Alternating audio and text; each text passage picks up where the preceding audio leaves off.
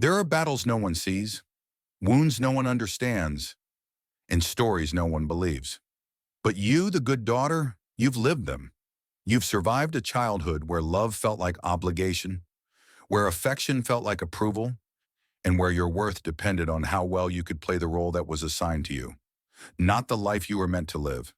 Today, this video is for you, for the daughter who was never enough, for the daughter who was told to stay quiet, stay small, stay humble, stay obedient, for the daughter who grew up loving a mother who only loved herself. And today, we're going to talk about the truth behind the good daughter syndrome.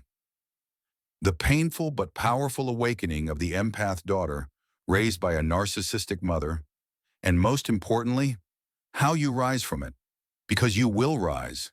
And when you do, nothing will ever break you again. Let's begin with something real, raw, and rarely acknowledged. A mother's love is supposed to be soft, nurturing, safe. But when the mother is a narcissist, love becomes conditional, affection becomes manipulation, and childhood becomes a war zone.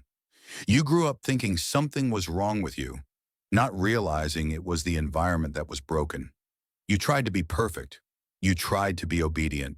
You tried to be understanding, calm, patient, forgiving.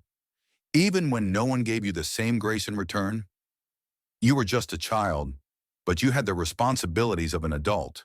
You were the parent, and she was the child. You carried emotions that weren't yours. You solved problems you didn't create. You apologized for things you didn't do. This is the silent suffering of the good daughter.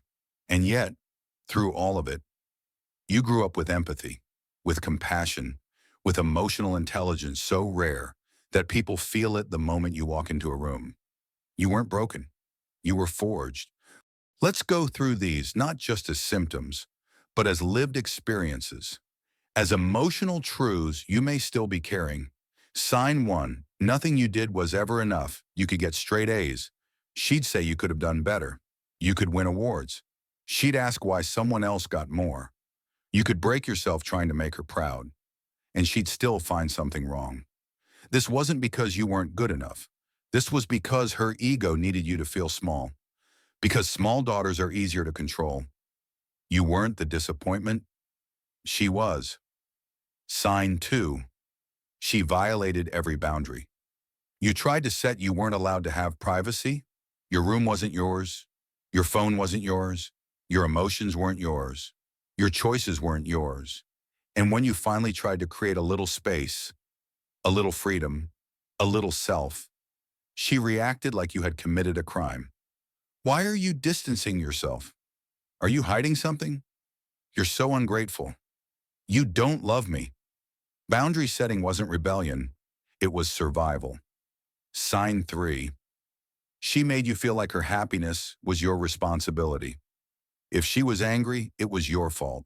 If she was sad, it was your fault. If she felt insecure, unattractive, or lonely, somehow it was also your fault. You became her emotional caretaker, her therapist, her peacekeeper, her punching bag. You were trained to keep her happy, even when it destroyed you. This is not love. This is control disguised as care. Sign 4. Any pushback was seen as betrayal. The moment you said no, the moment you had an opinion, the moment you tried to stand on your own, she played the victim. How could you do this to me? You're so selfish. You're just like your father. I sacrificed my whole life for you. Her goal wasn't understanding. Her goal was dominance. Sign 5. She was never wrong, and you were always to blame. If she embarrassed you, you overreacted. If she invaded your privacy, she was worried. If she lied, she was protecting you. If she hurt you, you were too sensitive. She never apologized, because apologies require accountability, and narcissists have none. But listen to me. You were not the problem. You were the scapegoat. Sign 6. You constantly doubt yourself even now. As an adult, you second-guess your choices. You apologize too much. You fear disappointing people. You feel guilty for wanting things. You question your worth daily. But here's the truth. Self-doubt isn't your personality. It's your programming. And programming can be rewritten. Sign 7. She believed she owned your life. Your decisions weren't yours. Your dreams weren't yours. Your future wasn't yours. She acted like she knew you better than you knew yourself. She acted like you couldn't survive without her. She acted like your independence was a threat, because it was. Your freedom meant losing her power, and that's why she fought it. But here's the twist no one talks about. From that pain, something extraordinary was born. You learned how to read people. You learned empathy. You learned self-awareness. You learned emotional intelligence. You learned strength the hard way. You became the type of woman who can survive storms others can't even stand in. You became resilient. You became intuitive. You became wise beyond your years. Your mother didn't break you. She built your strength accidentally. And one day you realized you deserve more than survival. You deserve peace. You deserve boundaries. You deserve love that doesn't demand your suffering. Every good daughter reaches a breaking point, a moment where being the good one becomes unbearable, a moment where your soul whispers, enough, enough sacrificing yourself, enough apologizing for existing, enough carrying her guilt, her pain, her insecurities, enough living a life that isn't yours. And that moment is the beginning of your liberation. You don't heal by becoming what she wanted. You heal by becoming who you were meant to be. You heal by choosing yourself. Not once, not sometimes, but every day. Let's talk about the powerful transformation that comes next. 1. You start setting boundaries. Without apologizing, no becomes a full sentence. Your time becomes valuable. Your energy becomes sacred. Your needs become legitimate. You stop shrinking. You stop explaining. You stop over-justifying. Boundaries are not betrayal, they're protection. 2. You start seeing manipulation. Clearly before, you doubted yourself. Now, you see through the games, the guilt trips, the victim playing, the invalidation, the gaslighting. You see it all, and it no longer works. 3. You stop trying to earn love. You realize something profound. Love is not earned. Love is not performed. Love is not rewarded for obedience. Love is given freely, or it is not love at all. 4.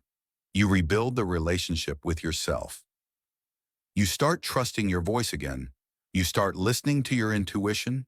You start choosing things because you want them, not because someone approves.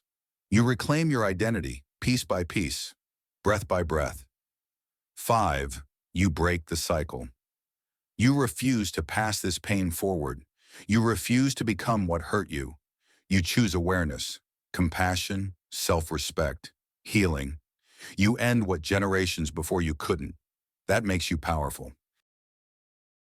Let me say this clearly. You are not doomed to repeat your childhood. You are not defined by the mother who couldn't love you. You are not unworthy. You are not broken. You are healing. And healing is strength. You are growing. And growth is power. Your mother may never change. She may never apologize. She may never understand the damage she caused.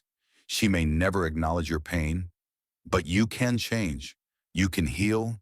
You can rise. Your story does not end in trauma. Your story ends in transformation. There is a version of you waiting on the other side of this pain. She sets boundaries without fear. She loves herself without guilt. She speaks her truth without apology.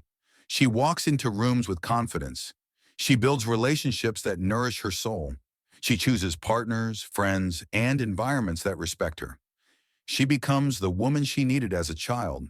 She is not the good daughter anymore. She is the free daughter, the strong daughter, the self-made daughter, the healed daughter. And that woman is you.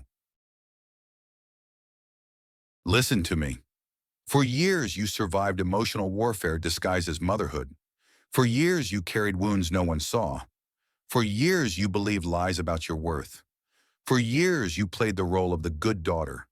But now, you are stepping into the truth of who you are. You are powerful. You are intuitive. You are compassionate. You are resilient. You are worthy. You are enough. And from this moment forward, you choose yourself. You protect your peace. You honor your emotions. You break the cycle. You rise, fully, completely, unapologetically. Your mother may have shaped your past, but you shape your future, and your future is beautiful.